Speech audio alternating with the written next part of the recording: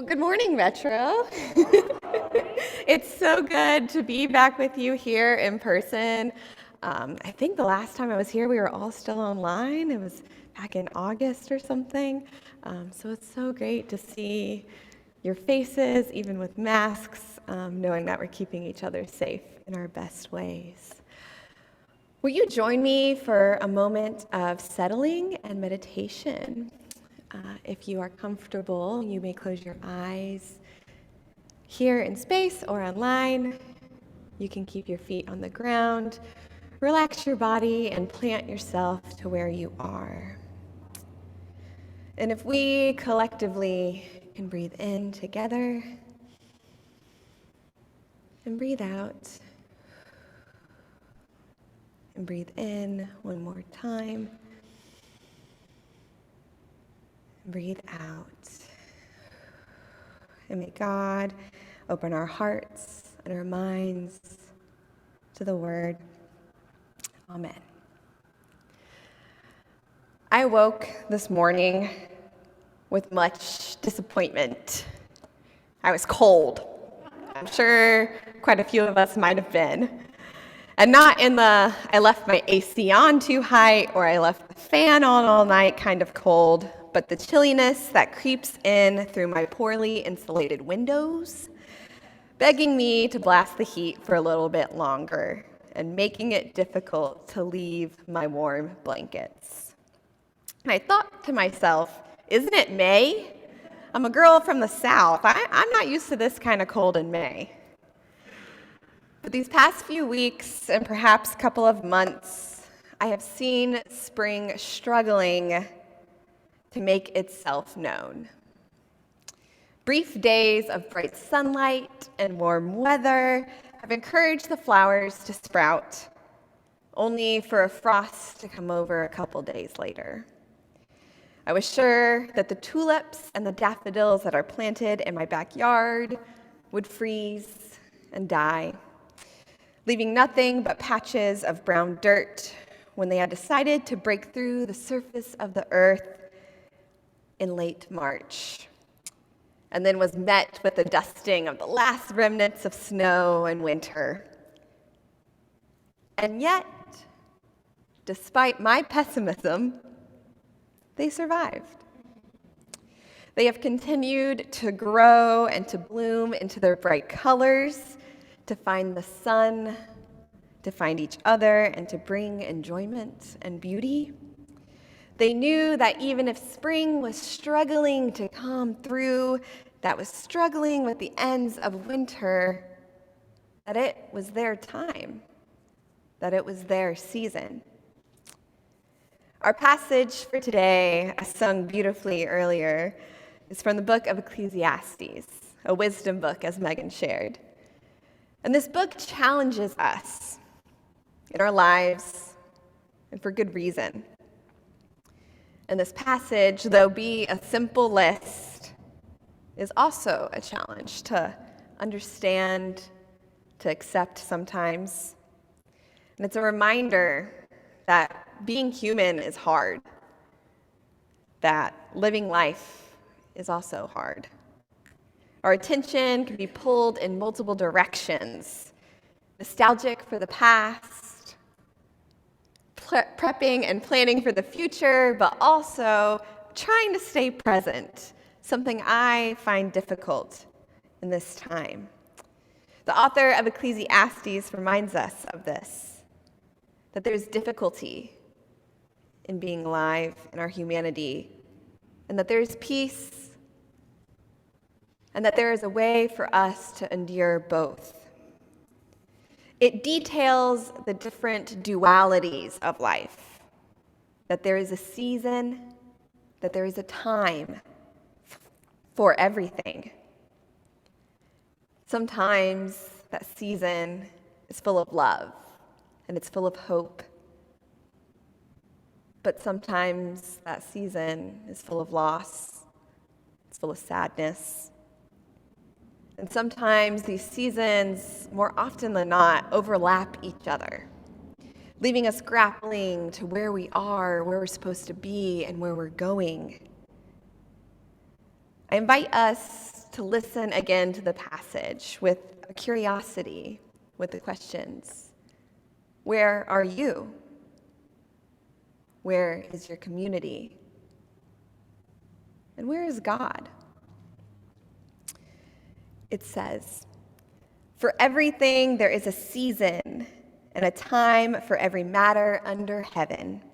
There's a time to be born, there's a time to die, a time to plant and a time to pluck what is planted, a time to kill and a time to heal, a time to break down and a time to build up, a time to weep, a time to laugh, a time to mourn and a time to dance, a time to throw away stones and a time to gather stones together, a time to embrace and a time to refrain from embracing, a time to seek and a time to lose, a time to keep and a time to throw away, a time to tear and a time to sow, a time to keep silence, a time to speak, a time to love, a time to hate, a time for war, and a time for peace. Where are you? Where is your community? It can be hard to tell what time we are in sometimes. I have been in the slew of finals and have forgotten what day of the week it was, so that can be difficult. Biblically, it is our fourth Sunday after Easter. On the calendar, it is May 8th, 2022. It is Mother's Day. It is a time of transition in physical seasons of spring. For some, it's a time of graduation and finals, or end-of-year projects, or new beginnings or old endings at work. It's a time of testing. It's a time of renewal. Each of us here, online and in this space and in our world, are in our own times. We're in our own seasons. And the world as a whole is in a time. I don't know about you, but this time doesn't always feel very celebratory. There is war and human life suffering across the world.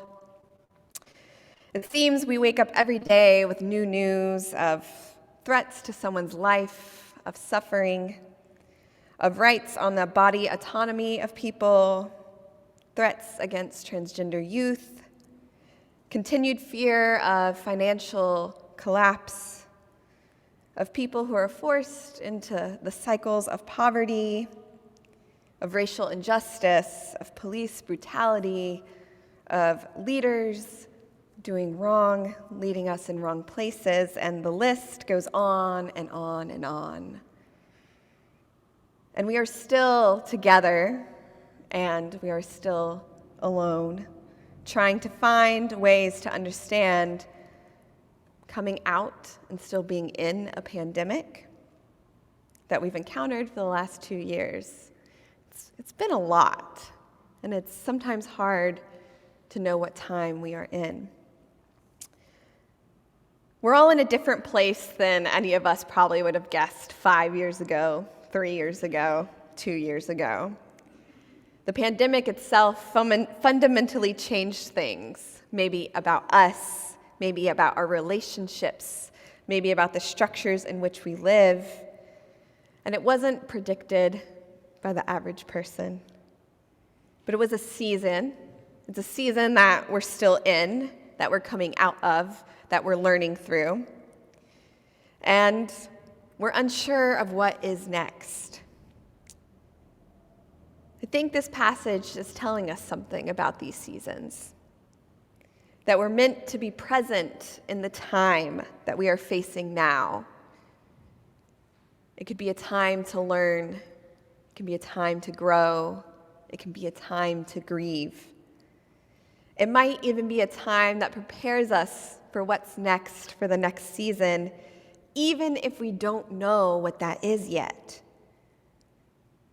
It's a time where we can have hope, but acknowledge that we are also in pain. I would also say that in this time, despite all of the hardships that we hear and we face and we see, it's a time of justice, of seeking this justice. All that I've listed, all that the passage has listed, all that has been prayed upon, everything that we have said and left unsaid in our hearts exists in our reality today. And we hold this duality of joy and of pain.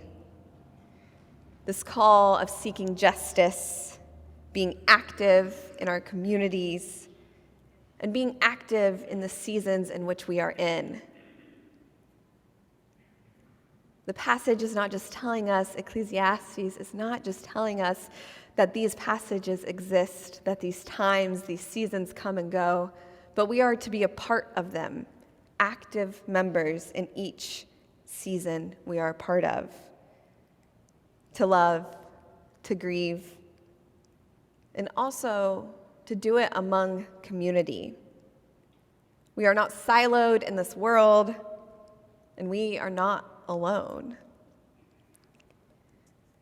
I asked also, where is God in all of this? If there's a time and a season for everything, does God just put them into motion and not care? Does God look away in our pain? Does God just usher everything through without much thought?